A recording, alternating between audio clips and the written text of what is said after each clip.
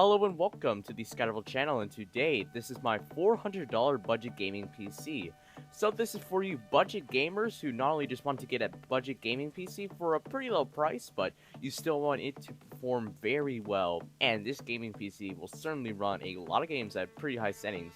Now for a pretty cheap price of $400, expect some pretty good performance out of this, not only just for a regular gaming PC, but also for surfing the internet, or rendering videos or anything like that. For $400, this is a pretty impressive gaming PC. So for the CPU, I've chosen the AMD Athlon X4 750K. So this is a typical quad-core processor from AMD utilizing the FM2 socket, but also just for being a budget processor, this performs pretty decently in games, as this is not only just having 4 cores, which is right now great for games since games are only utilizing 4 cores, but also this is overclockable if you want to achieve higher FPS in games, and just for being a pretty cheap price, this is a very reliable CPU for this budget gaming PC.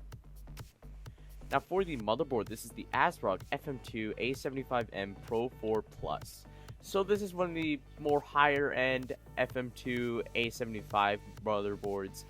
It was a really tough decision between this and an MSI motherboard, but overall this just has more features, since this has a lot more I/O ports than what you would expect out of a regular A75 motherboard.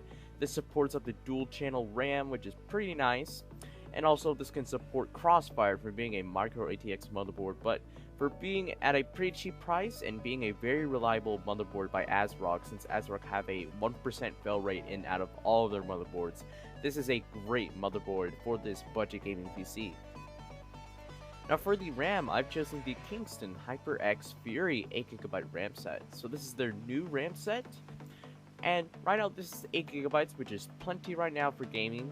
Games right now at the most will possibly utilize 6 to 7GB, but that's for like high-end AAA titles that you're running at really high settings. So 8GB right now is plenty, especially if you're doing casual gaming with this budget gaming PC, it will be plenty. And also this RAM is very reliable since it is by Kingston, and you know, Kingston make a lot of memory devices like USB flash drives, SSDs, and all that stuff. So this is a great reliable set of RAM to go with. Now for the graphics card, I've chosen the FFX Core Edition Radeon HD 7850. So you may be asking, why am I going with a last gen card? Well, not only one is it cheap, but it is basically a Radeon R9 270X with a lower clock speed and 1GB of GDDR5 RAM. So still, this is a pretty good graphics card for its price point.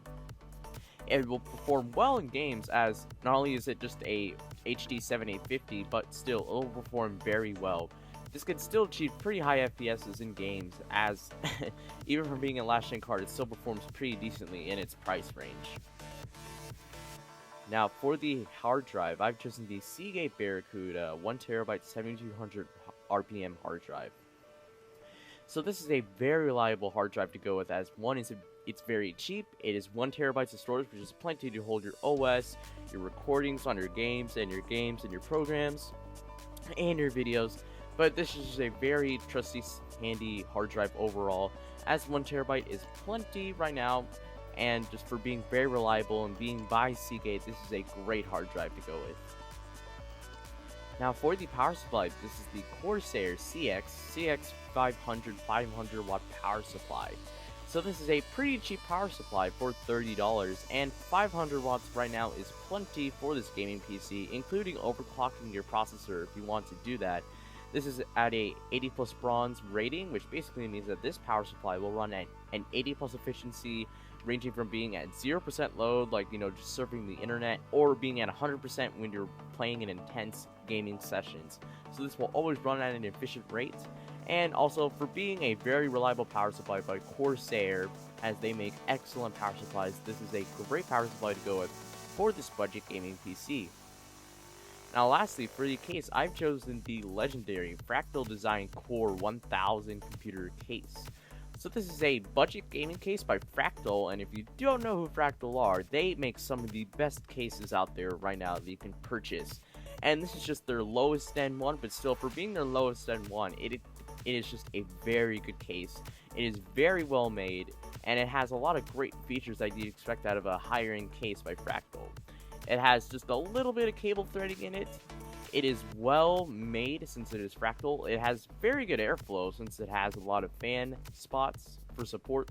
And also for being, kind of, easy to use, as some of the parts that are inside its case are tool free. So that is pretty nice. So it's pretty easy to build in with.